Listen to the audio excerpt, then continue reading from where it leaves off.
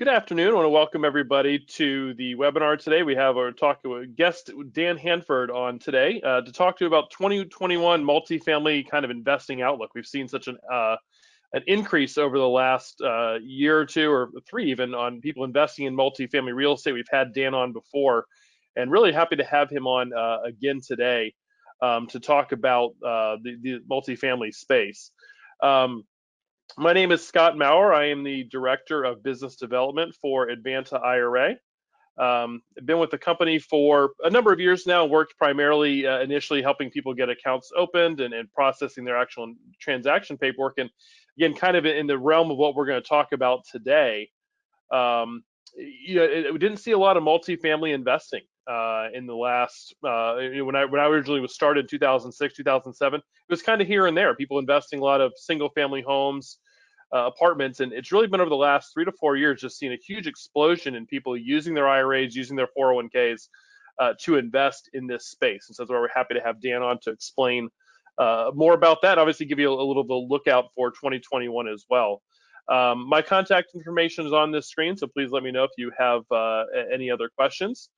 Just a quick disclaimer, Advanta IRA does not provide any legal or tax advice, and certainly any investment advice. If you are looking to make an investment, with Advanta and use your IRA account through it, just make sure you do your own due diligence.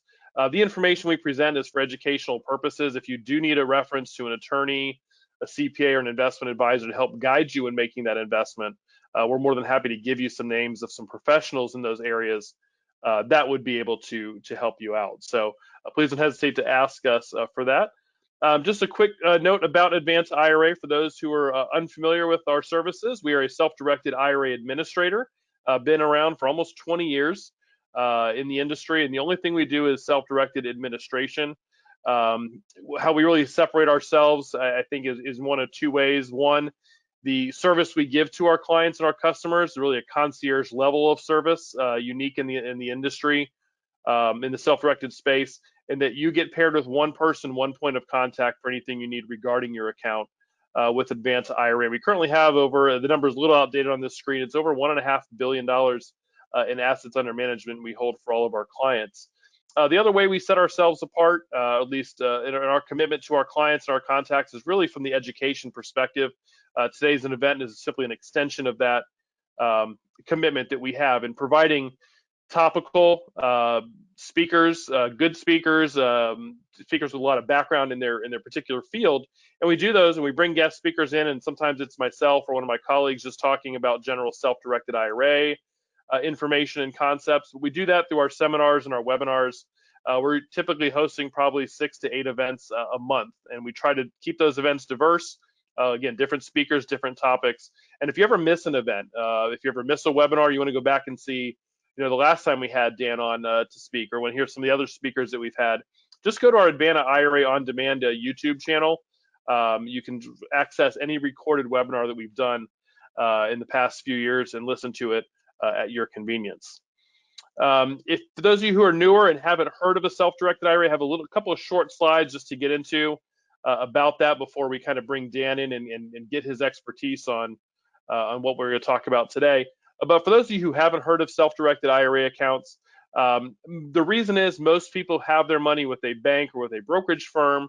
You might work for a company or work for the government for a number of years and build up a sizable nest egg in a 401k or a 457 type plan.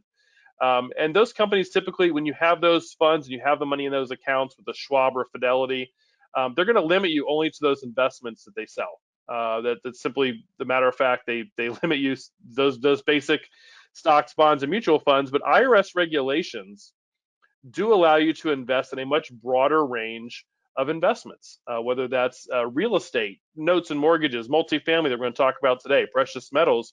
You do have other choices. It's just a lot of people are conditioned to think that if I can't do this in my brokerage account or I can't do this through my bank IRA, then this is simply something that's not going to be possible or allowable on my platform. And so what a self-directed IRA is an account that allows you to keep the same tax protections that the IRAs and 401ks with a bank or brokerage firm offer, but allows you to invest in a lot of different types of assets outside of what those companies will hold. So again, the IRS rules are very broad on what you can invest in. It's the individual custodians, the Schwabs and the Fidelities. While they're great at mutual fund investing and holding stocks, they're not suited to hold alternative assets, so they choose not to. It doesn't mean you can't do it, just means they're not going to do it, and that's why Advanta IRA exists, is to fill that void. As far as the accounts that you can self-direct, just quickly hit some of these. Any type of IRA account, if you have a traditional or a Roth IRA, if you're a small business owner and you have set up either a SEP or a simple IRA for yourself, those accounts can all be self-directed. So if you're looking at an account statement that has a designation of an IRA, you can self-direct it.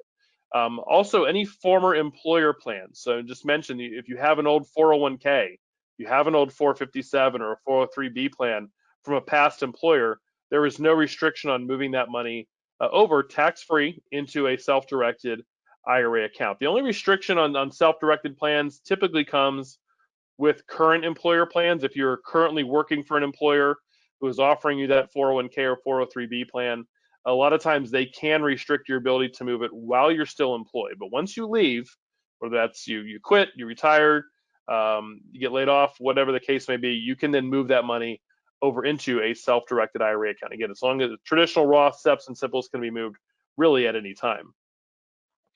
One thing we like to mention from time to time, I think it's important, people, when you're looking to make an investment, as I mentioned on our disclaimer slide a minute ago, Advanta doesn't pair you up with an investment. We don't have investments for you to choose from. We don't have any investments that we vet in particular.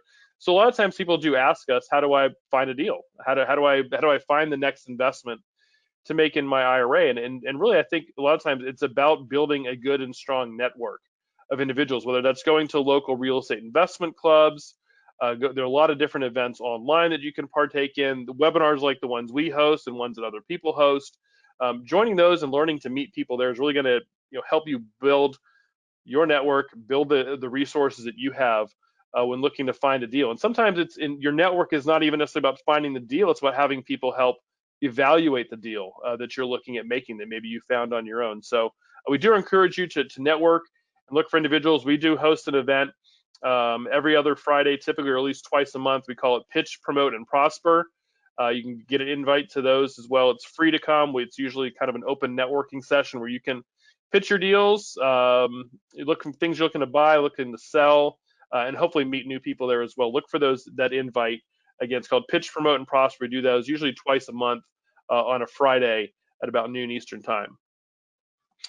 When it comes to investing with a self-directed IRA, most of what we see, and obviously what we're going to talk about a little bit today, is real estate in an IRA account, whether that's rental homes, commercial property, fixer-uppers, condos, and of course what we're going to talk about today with multifamily real estate, syndications, private REITs. So as long as the real estate you're investing in is not for personal use, there's a lot of different things that you can do. And of course, our clients have held one or all of these different assets at some time in their IRA accounts.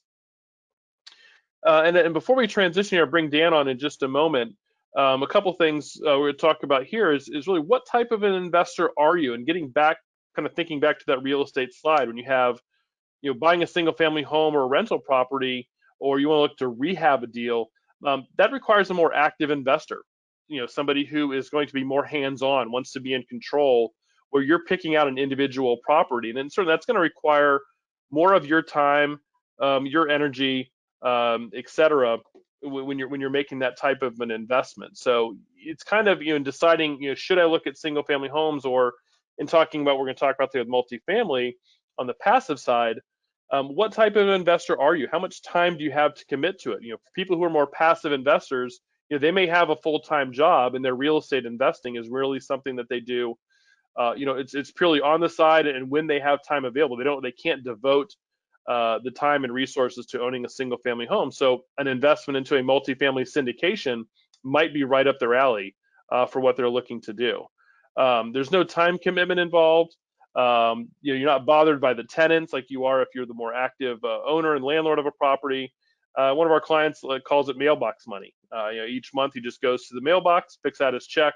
There's his returns from that particular investment. So, again, deciding what type of an investor you are, especially if you're somebody who's looking to get started, do I have the time to commit to finding my own property, managing my tenants, managing the upkeep, or am I better suited to being someone who is more passive and is fine to let somebody else make the decisions and be under control. So I think, again, as we go through the presentation today and talking about multifamily, that's really more on the passive side. And that's something I think it's important for everybody to understand.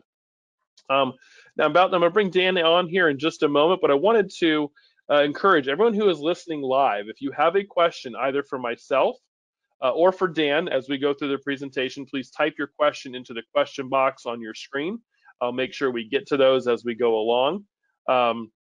If you're listening to the recorded version of this, certainly, Mike, you can reach out to me with any questions that you may have.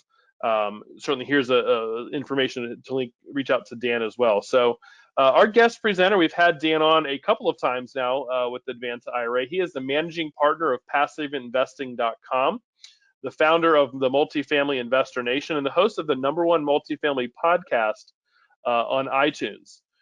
He lives in Columbia, South Carolina. If you want to connect with Dan, you can reach him at www.linkwithdan.com.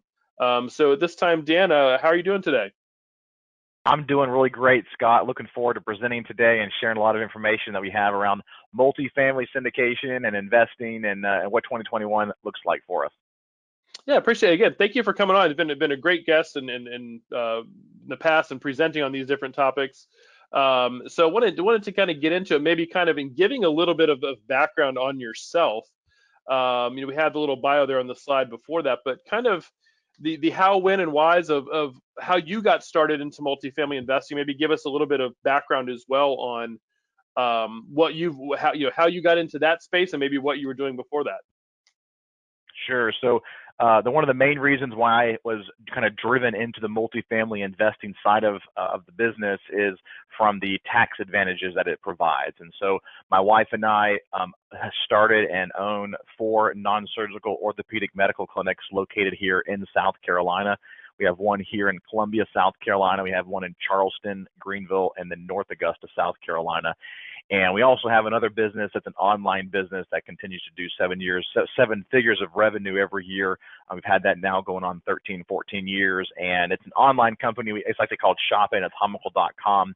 And we sell all types of anatomy products like skeletons and skulls and brains and hearts and all kinds of plastic educational models for colleges, universities, and doctors' offices across the country. So with those 2 businesses, they were both, and they still are today. We still own them today. They're both, we own them 100%, and they're 100% debt free. And so they produce quite a bit of cash flow for us, which is really great. But at the same time, when you produce cash flow, if you're not reinvesting it in some sort of investment, especially like real estate, then you're paying lots of money to the government in taxes. And so we were paying large, 6-figure checks to the government in taxes, and we were tired of doing that. And so I actually stepped away from that full time, promoted my COO to the CEO position. I stepped out and was able to focus on the real estate investing side of things. And I went right into the multifamily side of things. And we actually, we're in the 4th year of our company as a group, PassiveInvesting.com. And we have acquired just over $350 million in acquisitions. And we have just under 3,000 units under our belt. And last year was actually our largest year to date. Last year, even in the middle of COVID-19, we were able to close on a little over 156 million in acquisitions, and we raised $61 million from our just under 1,000 investors that are active inside of our assets. So for me, it was really the tax benefits as to what drove me into investing inside of multifamily. And of course, the cash flows and things like that on a regular basis are pretty nice too. Great, thanks. Yeah, that's tax benefits always aren't there for the IRA perspective. Just make sure those people listening on board. But I think definitely, if you're looking at outside of an IRA account, real estate offers a tremendous amount of tax advantages on different things. IRAs have different tax benefits there. But I thought maybe it'd be good to start before we get in really to what 2021 looks like. I want to make sure everyone that's listening is kind of someone on the same page with some of the different structures that are out there, some of the different terminology as well, so that we talk about 2021 and getting your perspective on that. Everybody kind of has the same framework that they're coming from and their background. So I thought maybe we could talk for a minute about, again, some of the terminology involved and start with some of the multifamily investment structures. I mentioned that we used the word syndication and talked about that early on. Maybe explain a little bit, quick detail, what a syndication is and maybe the differences between the different types of syndications that are out there. There's a couple ones that some people may qualify, some people may not, and they're structured a little bit differently. Sure. So let me give you a brief overview as to what a syndication is, and then what I'll try to do is define what an accredited investor is versus a sophisticated investor, and that'll help me describe a little bit more about the 506 Bravo and the 506 Charlie registrations when it comes to these syndications. So first off, a syndication is where somebody like me or you that are on this webinar, we couldn't go and buy a 20, 30, 40, $50 million property and just write one check. We are able to write smaller checks and pool money together from multiple investors. And so for our syndications that we put together, we'll have on the low end 35 investors upwards to about 200 to 300 investors, depending on the size of the property. And we're acquiring these large institutional level assets. And that word institutional is very important, because when you buy an institutional level asset, you get institutional level returns, or at least you are hoping to get institutional level returns, right?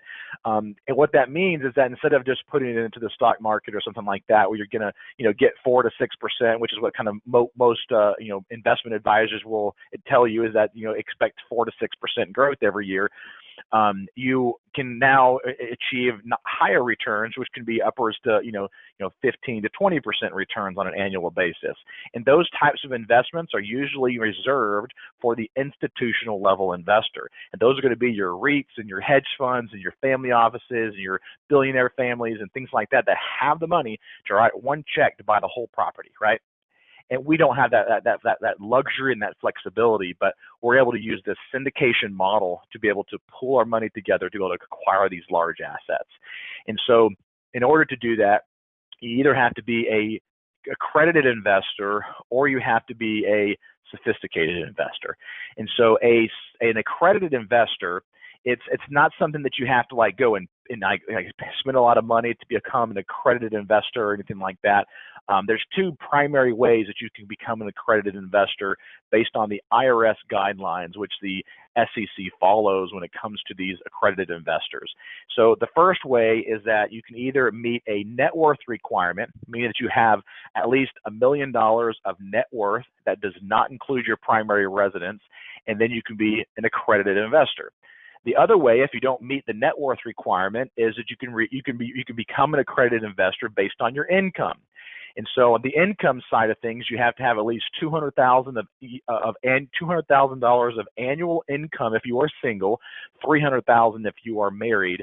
You have to have had that for the last 2 years and have a reasonable expectation for it to continue. And so that's how you qualify to be an accredited investor. Now, last year, the SEC did expand that definition, and I'm not going to get into all the different nuances with that, because most people won't qualify based on those expanded definitions, but there are some additional ways to become an accredited investor. And if you want to find out some more information about that, you can actually Google SEC expanded accredited investor definition, and there'll be an article there from the SEC that will give you some additional ways that you can become an accredited investor. But those are the two primary ways that most people qualify to become an accredited investor. Now, a sophisticated investor is an investor that might not meet the definitions of an accredited investor, but they are considered what's called a sophisticated investor, which means they have the financial knowledge and background and expertise to be able to understand and know what the merits and the risks are of the investment that they are getting into. And so that's what we would consider a sophisticated investor. And so they don't necessarily have to be accredited, so they can actually be non-accredited, but as long as they're sophisticated, then depending on the type of syndication structure, you are still able to invest. Most syndication structures are usually reserved for an accredited investor. But there are two different types of syndication structures. You can see there on your screen, there's a 506B or 506 Bravo, and then a 506C or Charlie. And the 506 Bravo is the one that allows non-accredited sophisticated investors to invest. Now, there is a limitation. So all these limitations and guidelines are set by the SEC. So these 506 Bravo and Charlie is actually inside of a Regulation D with the SEC, and these are exemptions to registration for these types of securities, because when you're buying into a syndication, you're buying a piece of the company that owns the asset. So you're actually buying a piece of the asset, right? And so this is actually a security that is being sold, so it's all under the guise of the SEC, the Security and Exchange Commission. And so on a 506 Bravo, if somebody sets up a syndication as a 506 Bravo, it is a private offering, which they are not allowed to advertise the deal, but they can now accept up to 35 non-accredited, sophisticated investors, and they can accept as many accredited investors as they want. So those are usually open to both accredited and non-accredited, but sophisticated investors. There are a couple other nuances and limitations to it, but usually it's not really applicable to you as the passive investor. And then on a Regulation D 506C, or Charlie on the screen there, those are reserved for accredited investors only. And the reason why they're reserved for accredited investors only is that even though it's considered a private offering, it's really kind of more of a public offering, because that type of registration allows the operator or the sponsor to be able to now advertise and publicly announce that they have a deal available. And again, when you do that, it allows you to be able to attract new investors. But because you don't have a prior existing relationship with that investor, which is what's required for a 506 Bravo, you have to have a relationship with that investor before you can have them invest. The 506 Charlie requires that accredited investor to verify that they are an accredited investor. Now, it's not a very hard process for those of you who might be thinking, well, this might be kind of challenging or difficult to be able to qualify myself as an accredited investor. There's actually a couple of different ways that you can qualify or verify that you're an accredited investor. There's a website called verifyinvestor.com where you can go to that website, you can fill out and upload your documents, and they will have their team look at it, of attorneys and CPAs, and it's usually about a 24-hour process, and they will sign a letter stating that you're an accredited investor after they reviewed your documents. Now, we use that service, but we actually pay the fee. It's usually around $50 to $75 per investor to be able to verify an investor as an accredited investor. When we have an offering, we pay that fee. So if you decided, hey, I want to invest in your next offering, you don't have to worry about going through that process.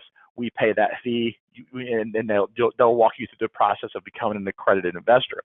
Now, another way, which is actually the easiest way, is you likely have a CPA that is working with you and knows your financial situation, and they can also sign a letter, which we have template letters that you can use to send to them to kind of give them some guidelines as to what to write or include in the letter. But they can sign a letter stating that you are an accredited investor. And so we don't have to use verifyinvestor.com or use any other resource. We can just have your CPA sign a letter and send it in. And that's what we can use to verify that you are an accredited investor. And now that's with the 506 Charlie, right? Now with the 506 Bravo, you don't have to go through that third-party accreditation, because you should have already had that prior existing relationship with that operator, and it'll allow you to basically self-certify that you are an accredited investor. And you just basically sign an affidavit or a document saying that you are indeed an accredited investor, or you are a non-accredited but sophisticated investor, and there's no third-party verification. So both of them are a pretty easy process. It's just one takes a little bit extra step. But there's different nuances to those as well outside of that. But that's for you as a passive investor, what you would need to kind of realize and understand. And I'm going to go ahead and dive into these other two here, Scott, as well, and then I'll turn it back over to you for some additional kind of insights or questions that you might have on this slide or the next one.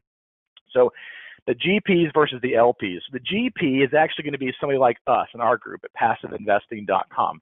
We are the main operator and the GP, or the general partner, on the properties that we acquire. So last year we acquired a $57.6 billion property out of Raleigh, North Carolina, and we raised $21.49 million from our investors to acquire that property. We did that in a 60-day period of time, but the GP side is the one who actually is putting together, so that's us, and our LPs are the limited partners. The passive investors are the ones that actually were the ones that brought the equity to the table.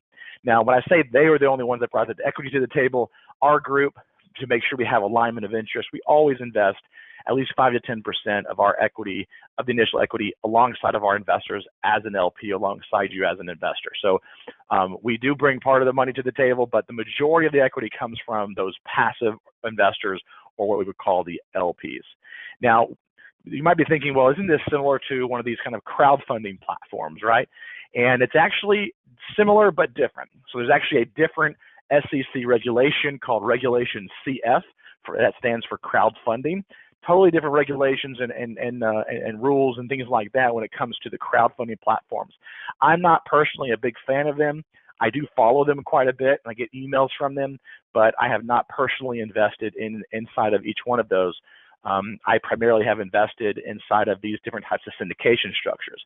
As a matter of fact, my wife and I, we invest in these types of syndications with our own personal funds, and we have personally invested in 38 different passive multifamily investments with about 14 different operators. So I vet a lot of different operators. I talk to a lot of them and get to know them quite a bit, and review their underwriting and review their private placement documents and things like that. So we have a good kind of background knowledge when it comes to that. And that's one thing that you don't really get too much with some of these crowdfunding platforms, is you don't usually get to pick up the phone and call the operator or have a conversation with them as much, because there's usually going to be that layer of the crowdfunding platform between you and that operator. So it's a little more hands-off. Now, there are some other advantages. So like in our particular properties, our minimum investment is usually around $50,000, whereas on some of these crowdfunding platforms, sometimes they'll lower their minimums down to like $5,000 or $10,000. So a lot of that just depends on, what kind of comfort level you have, and whether you want to invest inside of some of these different types of crowdfunding platforms, or if you want to work with a really, good solid operator and go into the syndication space. So I'll turn it over to you, Scott, for any questions, or next slide. Yeah, Dan, that was a great description there, I think, of the differences between that. And that was a question we had come in advance of the webinar, was on the crowdfunding platform. And I think you explained the differences pretty well there between the two. And I think that's, it gets down to it ultimately, kind of going back to almost my last slide that I had on active versus passive investor. What type of investor are you? Sometimes for a passive investor, what type of an investor am I for that? Am I accredited? Am I sophisticated? Or maybe am I just looking to dip my toe in the water on a crowdfunding platform? But thanks for the explanation there on the differences between those two. I wanted to kind of now jump in a little bit more to some of the other basic terminology, and really then get to the meat of the presentation on the 2021 and getting your input there. We've already had a great question come in on 2021 landscape, and would encourage people to add more. But I want to talk kind of just some general things. As people get into the multifamily space, they might see either an advertisement, or they might meet someone that says, "Hey, I have this C class or A class or B," the different property classes in multifamily. So maybe you could just describe, kind of quickly, the differences between an A, B, C, and maybe even a D class when someone's looking at it. Because again, somebody might just see that and have no idea what that simple letter means. It's not very detailed. It's not difficult to understand it, but someone who doesn't know, I would want to have that. And again, if you can then from there maybe get in a little bit into the returns that people can expect. Again, when you're reviewing a prospectus or potential investment, what are some of these terms? What does some of them work? And we don't have to go into great detail on them, but definitely just want to hit the highlights on them. Sure, absolutely. So, and before I get too deep into this particular slide, I do want to remind you that I do have, for those of you who are listening, I do have a lot of content on my LinkedIn profile.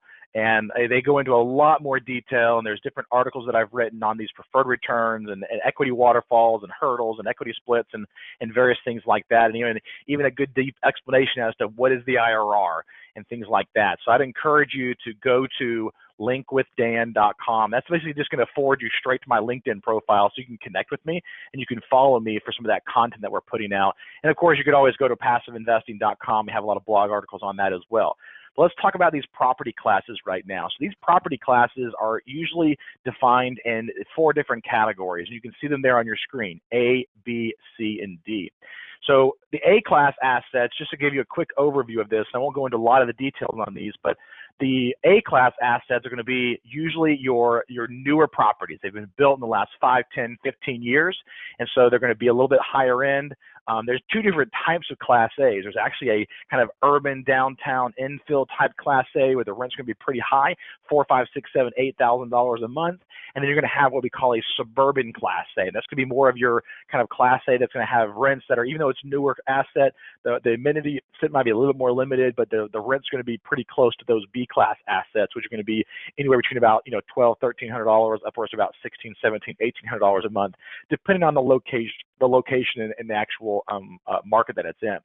And so the A class are going to be newer, almost pretty much brand new assets, and they're going to have a nicer amenity set. Your B class assets are going to be kind of your middle of the road, your kind of there's kind of a B minus, B and B plus in here as well, but they're going to be usually going to be about 15 to about 20, 25 years old, and they're going to be people who are your upper end blue collar, if you will, right? Or your lower end white collar employee or workers.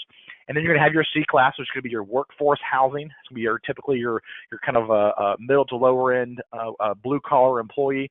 This is also going to be more of your service based employees. They're going to be people who are right now most volatile for COVID, right? Not for getting COVID, but for being their job may or may not be impacted with it, because they're going to be, you're going to be your restaurant, leisure, travel industry, and so they're going to have an entertainment. So they're going to be a little more volatility there, which we're going to talk about that a little bit when we get to what 2021 looks like a little bit too here in a little bit.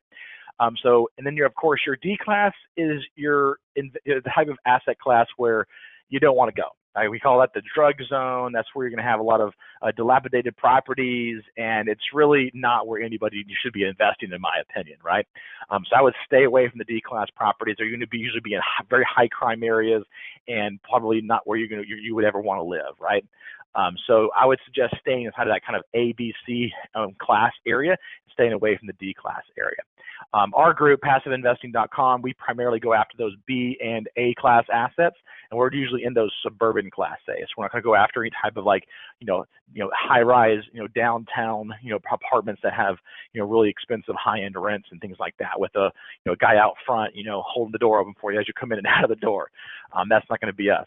So we feel like the A and B classes is a great asset class to be in. And we can talk about that a little bit further as well for the 2020 outlook.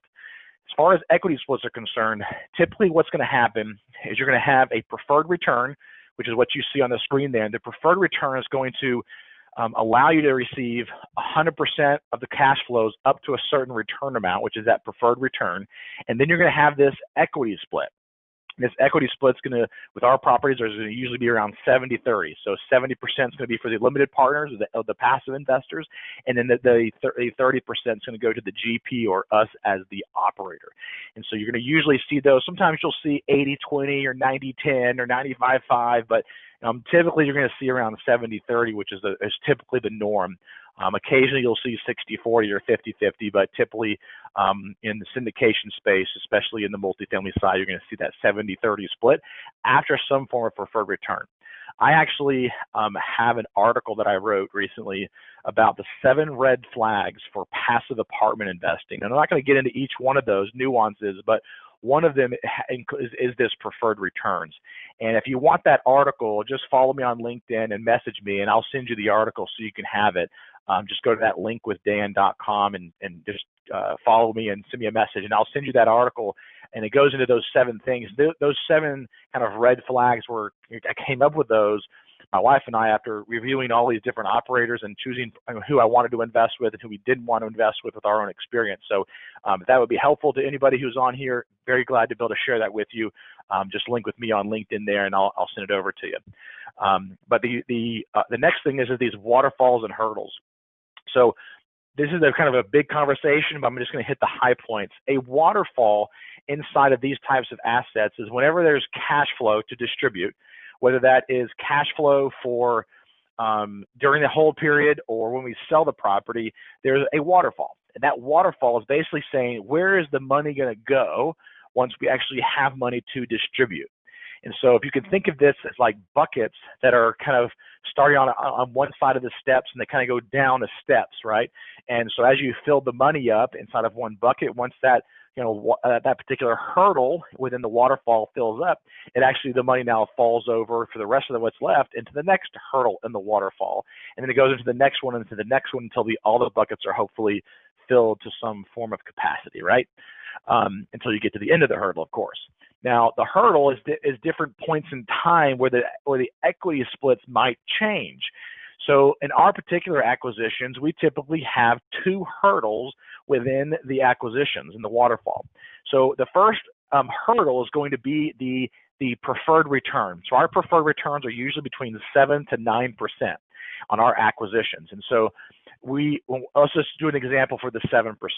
So we give 100% of the equity, all the cash flows to the investors up to that preferred return of, say, 7%. And then after that, since that's the first hurdle in the waterfall, the next bucket comes up, and then that next bucket we split 70-30%.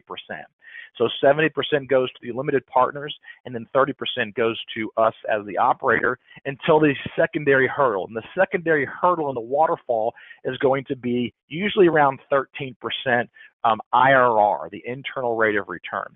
And that 13% IRR now is that second hurdle in the waterfall, and the equity splits will now change from 70-30 to 50-50.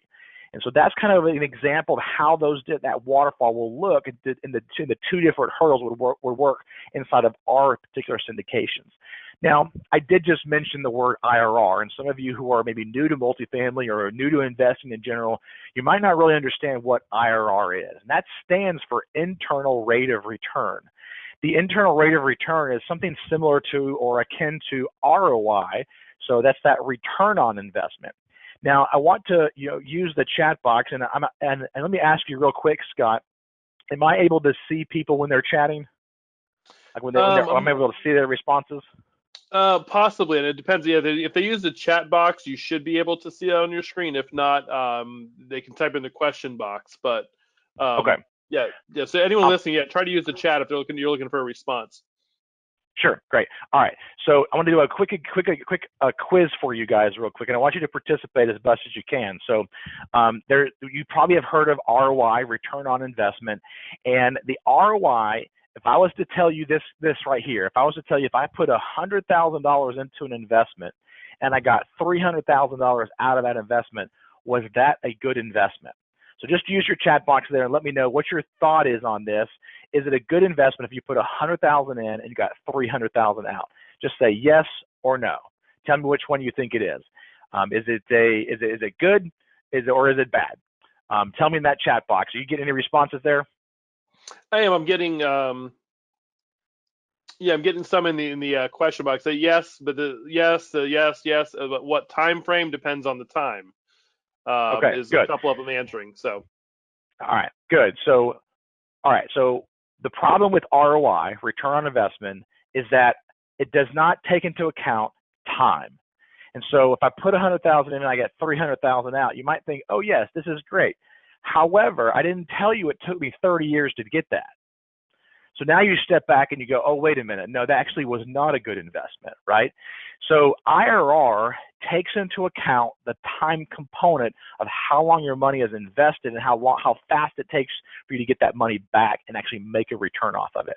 And so it has a really crazy, weird formula. If you Google it, or if you actually go to our passiveinvesting.com website, you go to our knowledge center and you type in IRR in the search box, you will see the article with the formula and the explanation a little bit more detailed and things like that. And it basically is taking into account the time value of your money, right? And so the IRR is a good number to look at when you're comparing one investment to another. You don't always want to just look at the ROI. What a lot of people will put out there is the annualized return. So that's why we use that IRR component so that you can actually compare your different investments. So let's go to the next slide here, Scott, and see if we can get going. Yeah, and before we go to that, Dan, one, we had a question came up about the difference between, I guess, the 506B and C. We'll get to, but then another question that came in on the 2021 stuff. So I think that'll be, maybe answer these two questions would be a really good lead into this.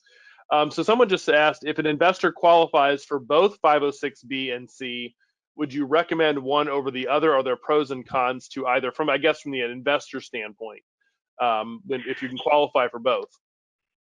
Yeah, so from an investor's perspective, there's not any difference for you as the investor, unless you're, of course, a non-accredited investor. Then obviously from a 506c or Charlie, you're not able to invest in those. So you only have one option to invest. But from an accredited investor's perspective, there's really no difference as far as if it's better for you to do a 506c or a 506 Bravo. That's really is a decision that the operator makes based on. For us, like for example, we choose to do a 506b if it's kind of a smaller deal, smaller raise. We don't really feel like we need to advertise to be able to get investors into that property. But if we were doing a large raise, like we did that 506 Charlie with that $57.6 million deal where we were raising over $20 million for that one, we needed a little extra help there, right? So we actually were able to advertise the deal to people that were connected with us, as well as on some social media platforms, and it allowed us to be able to attract more investors into it.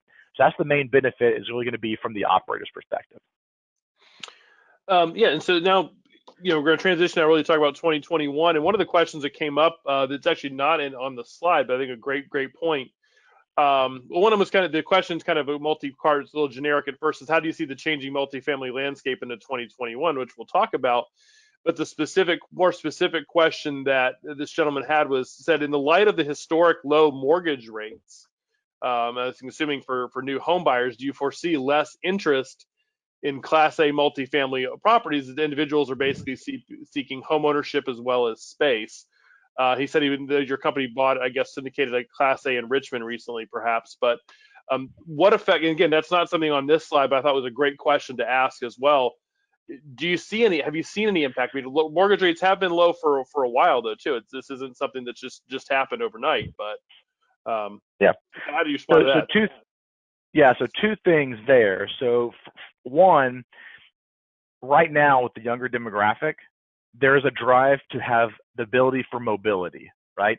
And so you don't really see a lot of these younger people driving themselves, and when they get out of their houses and getting a job, going and buying a house, right? They don't really know where they want to lock down the roots, and most of them are telling us that they want to always just stay mobile and to be able to move around whenever they need to. So that's one benefit that we have, which is great, which is why you start to see a lot of these Class A's going up. And there's actually, if you go to a website, weareapartments.org, it'll give you some really good data on the demand that we're going to need, that we actually have right now for multifamily apartments, and the lack of supply right now in the market. So it's obviously market specific, but you have to look at data like that to know what is going to be the demand in a particular market in order to be able to have these different Class A's. And there's also operators, and there's also developers that are developing kind of middle of the road B class, even though they're brand new properties, but they're affordable housing. Not necessarily a Section 8 or anything like that, but they're affordable housing, so they limit the rents based on certain tax credits that they get and things like that. The second thing that I would say is that even though mortgage rates, even last year in 2020, the mortgage rates kind of plummeted when it came to just buying a single family residential house. But what also happened when the interest rates went down is the qualifications in order to qualify for it went up. So you had higher bars for these borrowers to be able to meet in order to be able to buy a house. And so what happened last year is that you saw the migration of people that would normally go from these Class A's to buy a house. They actually stayed inside the rental market longer because they did not meet the qualifications that were higher and more stringent due to the environment of the pandemic. And so that's kind of the best answer that I can give for you as far as that's concerned. Okay, thanks. So getting into, I guess, kind of, you said 2021, and definitely we can go beyond what my notes are here and encourage people who have other questions to come in. One thing that I'm sure changes from time to time, or maybe as far as the multifamily space, is the geographic regions in 2020. Are there specific areas that are strong year to year? Kind of like, hey, I know I can always invest in this city or this state or this location, versus are there areas where you're looking to get out of, and certainly the regions that are poised for growth in 2021. Maybe that might be something that's been a continuation of the last few years. Has been good. But wanted to kind of get your thoughts on the geographic areas that are either strong every year that you can be somewhat confident in, and then maybe those growing in 2021, and conversely those maybe that you want to avoid, whether there's maybe some migration away from the city or from the area. Sure. Well, one of the things that we're definitely seeing right now with the pandemic is there's a migration of people away from downtown urban infill areas and out of the city center areas and driving and being pushed out into the suburban areas. So we're seeing a higher demand, and we're actually seeing great rent growth inside of those suburban areas versus the kind of downtown urban infill areas. And we're also seeing people from the West Coast, like California, driving themselves into, like, say, Phoenix, Arizona, into Dallas. And then we're not just Dallas, but just the Texas markets in general: Dallas, Houston, San Antonio, Austin. We're seeing a lot of that driving, a lot of that growth inside of the Texas markets right now. And we're also seeing people in the Northeast, right? There's a lot of people driving down and being pushed down into the southeastern kind of Sunbelt cities where we are. So we're in the Carolinas. We're seeing great migration of people. I kind of call it the Great American Migration, the Great American Move, because of a lot of the different things that are happening in those particular markets. They're driving people away from those cities.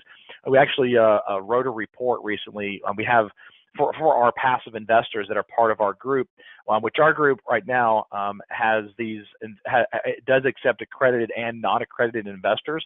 Most of our opportunities are available for accredited investors only, but we do have some that usually are available throughout the year for non-accredited investors. But one of the things that we provide to our investors on a monthly basis is a newsletter that we print up and physically mail to our investors, and update them on different trends and like market trends and things like that, and areas that we're going into, and also other educational things in that newsletter. And recently, I wrote an article on some of the migratory trends of people from a U-Haul study that showed people where are people moving to and where are they moving from.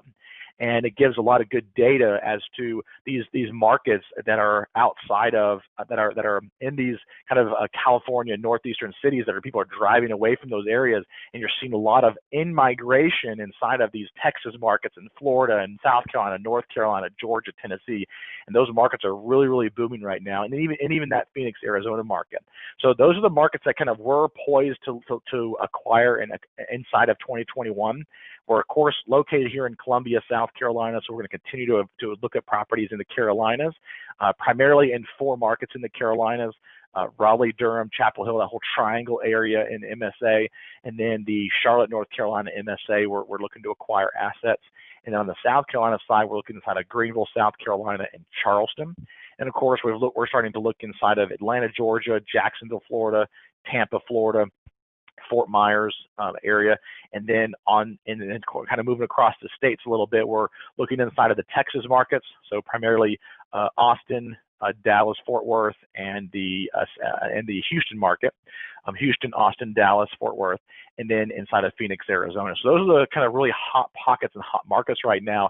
And there's other ones that we aren't going after. It's like I actually just recently passively invested inside of a Colorado Springs market. In the Colorado Springs market, I have like 2 investments there, and then we also personally invested ourselves passively inside of the Boise, Idaho market. So there are other markets that are still doing really well, even given the issues of the pandemic. Yeah, great synopsis. And I what you were saying is things I've certainly heard. I think people are seeing too, that the migration from the Northeast and from these larger urban centers. And yeah, you mentioned Greenville, South Carolina. I vacation near there a couple times a year, and that's definitely an up and coming city and area. One thing, the next point on this slide, I'm going to tie it into one of the questions we just had, that we had come in as well.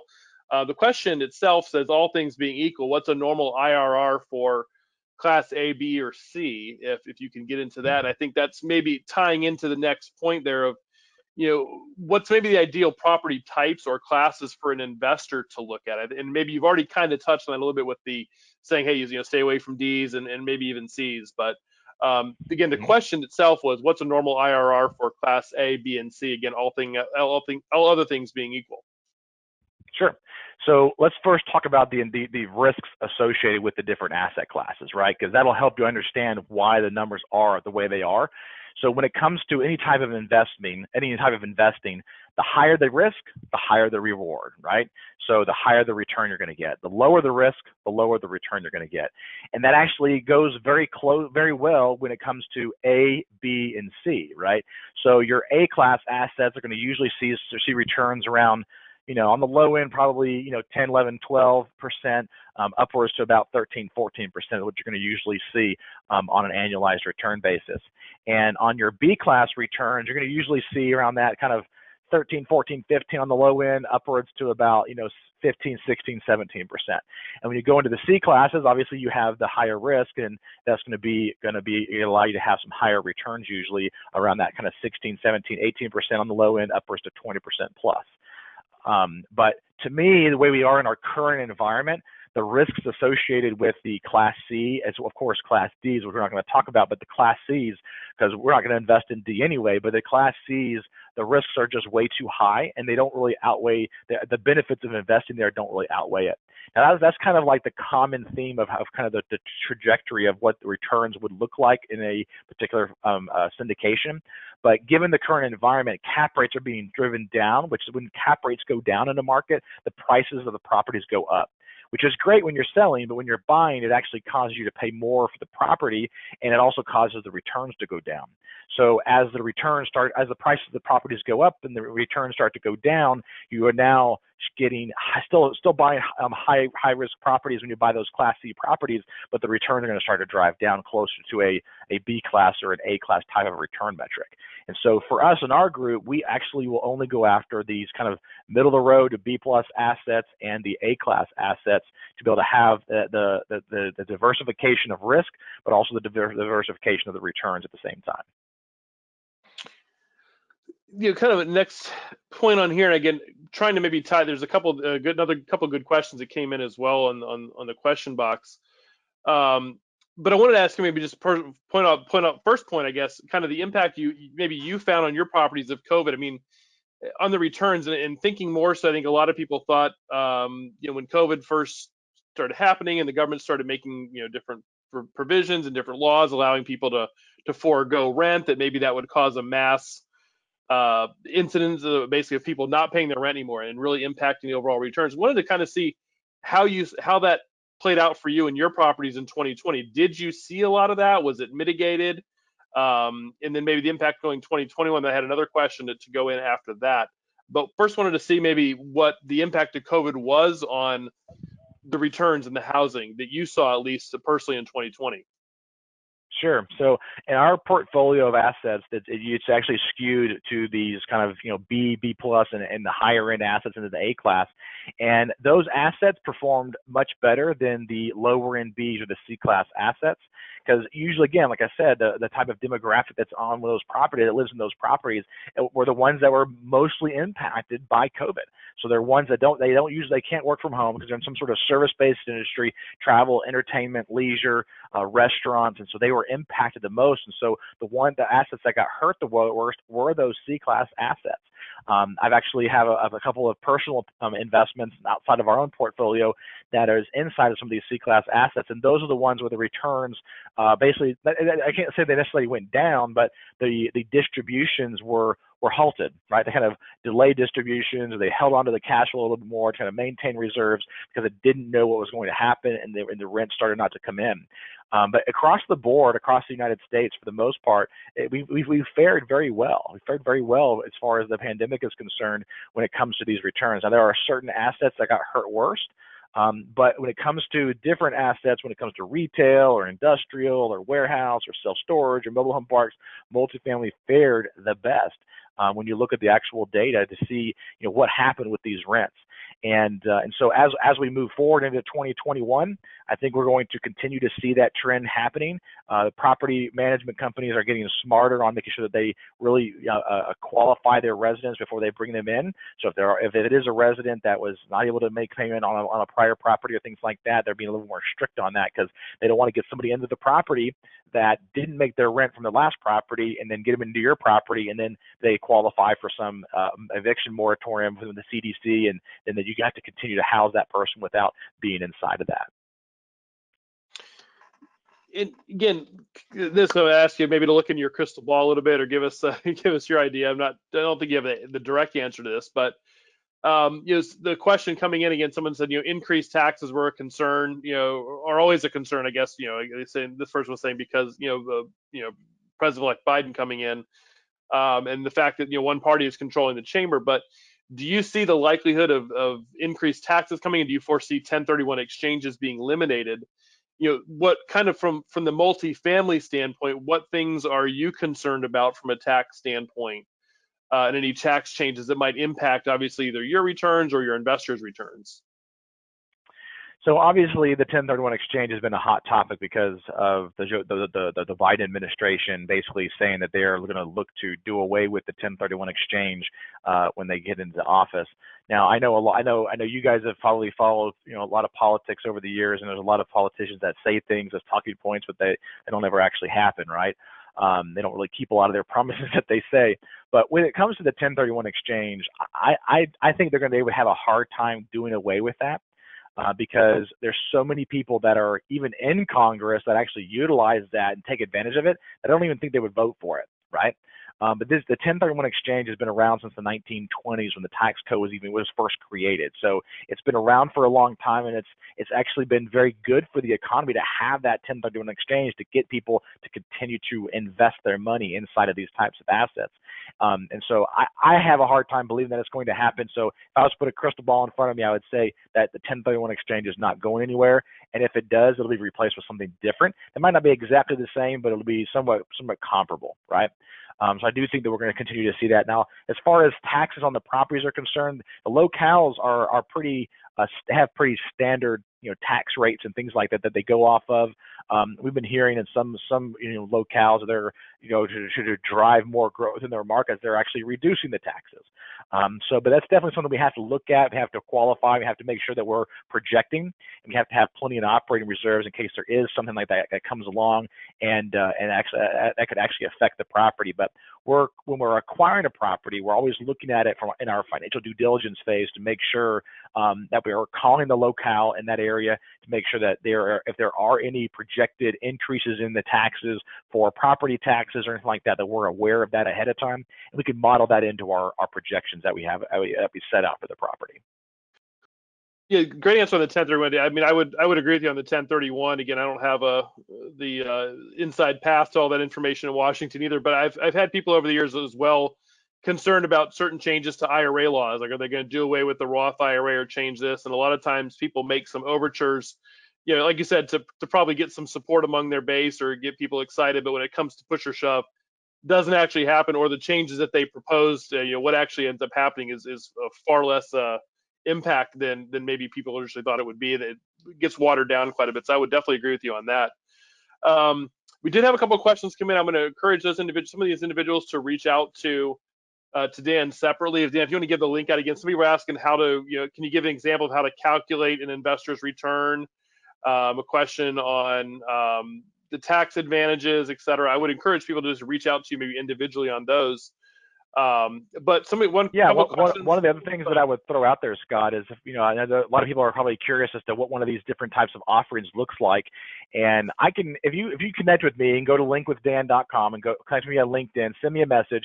I can also forward you a copy of one of our prior offerings that we did so that you can actually see what it looks like, how we put things together and things like that. And I think that would give your listeners a better understanding as to how these different opportunities are structured. And again, I'm not going to send you something that we already have available because right now we don't have anything available to invest in. But I can send you one of our prior offerings so you can take a look and review it. And then if you have questions after reviewing it, I think it would be very helpful for you. And question. Someone just said, how do you find out about the opportunities to invest? And I think they may be asking a little bit broader. Obviously, they could contact you and find out what you may have or the different offerings that you guys do. But in general, how would someone look to? I mean, is it attending more webinars? Is it searching on the internet and joining investment groups? Kind of how do you recommend people to look for similar opportunities throughout the U.S.? Sure. So I think one of the best ways to do it is to find a good, solid operator that you know, like, and trust, and ask them, right? So I have a lot of investors when they get on a phone call with me and they'll say, hey, who else would you recommend outside of your group that I should research and have these types of phone calls with, right? The industry is fairly small, and most operators can kind of point you in the right direction of another operator that is a good quality, solid operator that they would recommend. And I'm always more than happy to do that too. So obviously, if you're interested in potentially looking at some of our future opportunities, you can just go to our passiveinvesting.com website, and on the top right-hand corner of the page, there is a link there that says Join the Passive Investor Club. When you fill that out, somebody from our team will reach out to you. We'll have a phone call with you, discuss your investment goals, and see if you're the right fit for our group. And then if you have some other questions about other operators and things like that, we can certainly make those recommendations for you. Yeah, and I would definitely echo that. As kind of known you for a few years now, Dan, and I've met a lot of other people in the multifamily space as well. And it is definitely not a cutthroat business. It's a very collaborative business among the individuals who are operators out there. They all know each other. They work together. They talk. So that's great that you're offering. I mean, you might find some people out there who would never be willing to give information on potential competitors or other people to invest in. But I know that the multifamily community is much different in that regard. Kind of last question we'll get to, and again, I apologize for anyone else we weren't able to get to some of your questions on the tax advantages or the time frames involved. But I guess what should investors maybe expect in 2020? And then if there's any syndicators on the line, what are some things for 2021 they need to be looking out for? Well, I think one of the biggest things is we're starting to see cap rates compress, and the reason why cap rates are compressing is because the interest rates are down. I think interest rates are going to continue to stay down. So what you're going to start to see is that the underwriting is going to get a lot more tight. You're going to get a lot tighter. You're also going to see that the returns for investors are going to start to go down a little bit too, and that's because it's tight. It's harder to find these deals that are really penciling properly, and you have to be able to walk away from a deal, right? We walk away from deals all the time where we're like, no, this is the top number, and they try to get us to go up. And we're like, listen, well, we know what our investors expect and what we expect, and we can't go up, right?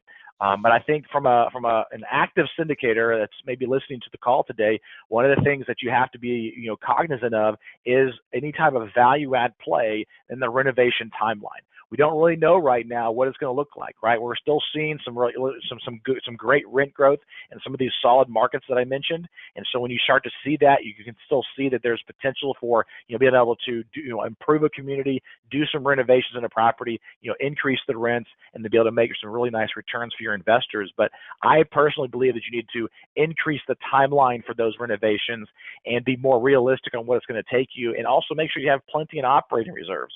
And that most recent deal that we did, we had over 7 figures in operating reserves just in case. We could run that property with 0% occupancy for 4 to 6 months. And that's the type of conservative nature and underwriting that you want to look for in an operator, and that you want to be able to do in your own deals as you're putting them together as an operator, is to make sure that you have plenty of operating reserves, you get some really good solid debt structures put together, and you have an actual asset that that can perform even if there is some sort of a downturn or correction, or maybe there is some sort of an additional impact that COVID-19 might potentially present. Dan, thanks again for your time. I know we went a little bit over the time. We got through some of these questions here at the end. I want to thank you, obviously, for your time today and sharing your information, knowledge. Again, people who want to, just put it on the question box and the chat there was going on. Again, www.linkwithdan.com if you want to reach out to Dan for more information, either just to get some of your questions answered or find out more about his company, other operators, et cetera. Please reach out to him there. If you have any questions on the self-directed aspect, you can certainly reach out to me. I would encourage you, if you have questions on our upcoming Pitch, Promote, and Prosper event that I mentioned, it's coming up a week from today on January 15th. Give me a ring, shoot me an email, I'll get you the link to register for those, and hope to see some of you on there. So Dan, thanks again for coming on. Appreciate having you on as always. I appreciate it, Scott. Looking forward to the next one. All right, thanks everyone for listening, and we look forward to talking with you.